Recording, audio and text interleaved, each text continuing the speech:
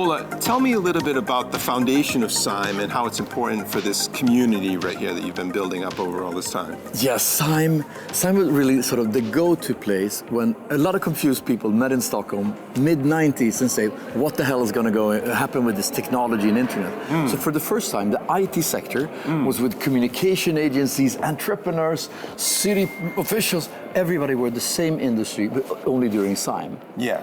And this just exploded. And I was there as a guest, I think 96, a speaker 97. Yeah. And then when the dot-com crash came, SIME didn't continue, and we missed SIME. So in 2004, we called up the original founders and said, could we restart SIME? Okay. And they said, no, it's too much memories, honor, whatever, we couldn't do that. And then they called back and said, well, on one condition. If you do 3 SIMEs and we come and say, we're proud of you, but you take all the work, you take all the costs, you don't own anything, you do it out of passion, then we'll give you SIME. So we did that. And they came 3 times and said that, and here we are, over 20 years later. It's crazy, yeah. This is a place for innovation, it's a place where people can meet. What kind of people, what can they expect when they come to SIME? Yeah, so SIME is for leaders. But it doesn't have to be the highest person in the hierarchy. It's people that lead change, lead technology, and want to have a stake in the society we're creating for our kids and for the companies that we want to create. And I think that's very important. And not so many people know this, but SIME created Epicenter. Okay. Because we said, what if we could have SIME every day? What if we could be a village that help each other and learn and teach? So the co-founder and owner of Epicenter is actually SIME. That's so interesting. Yeah. So it was actually SIME first, then Epicenter grew. It was from all that. the people that would like to go to SIME and all the partners and sponsors. Let's move in and do something together in the building. And then we're also our advisory business where we work with scale-ups and startups. So we moved that in too and said, let's create something new. That's Epicenter. Wow. Yeah. Tell me about what's on the horizon. The theme is the next decade. Yeah. What's on the horizon? There's a lot changing. Right? And I interview maybe 100 speakers, I read up a lot, and usually I have a take. I feel smart and say, this is what's going to happen, these are trends. For the first time since I started this, I don't really know. Yeah. This is so different. The signals and the noise are so difficult to distinguish. So on one end, I could think, maybe so much won't change. And on the other end, I think everything will change. Yeah. And I think that the important thing is to try to find what is the core, and the core I think are the values of a leader. It's the togetherness, it's the curiosity, and it's building good companies in a good society. Yeah. Whereas this technology or that, or ChatGPT or something else,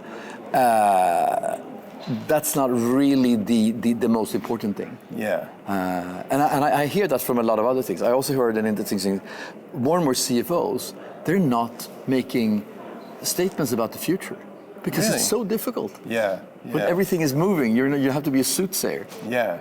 One of the things, talking to a lot of people for this podcast is that we start out talking about tech and innovation and AI and all this kind of stuff. Almost everyone ends up talking about the people, talking about us, being here, that kind of connection that we make with one another.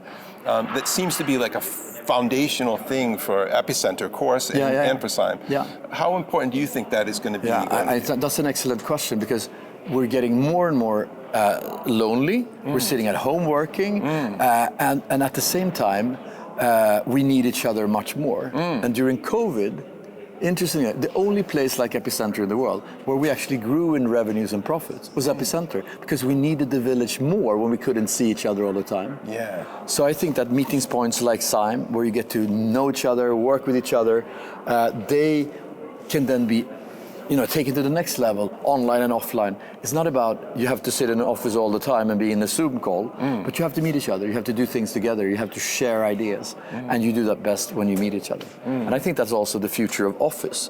You're going to have people wanting to work at home certain times, at the office certain times, but they can't go to an empty office and sit on a Zoom call after being sitting in a traffic jam for an hour. Yeah. It doesn't make sense. No. So the new models are evolving, and I think we have a pretty interesting take on that from Epicenter side. but we also need to learn, and we need to learn together. Right. And if there's something I can promise everybody, you come to SIME, you're going to learn a lot, you're going to get confused at a completely higher level, and there's going to be a lot of business value for anybody that takes SIME seriously. So I'm very proud of the event this year. I feel like it's solid. Yeah, oh, that's brilliant. If there's, like, let's say we ended with like the big questions we should be asking ourselves right now, going forward, right? What are the big questions we should be asking ourselves? Yeah, I think that if I look at the agenda, I was going to say one thing and then another thing, and so I'll just share some perspectives.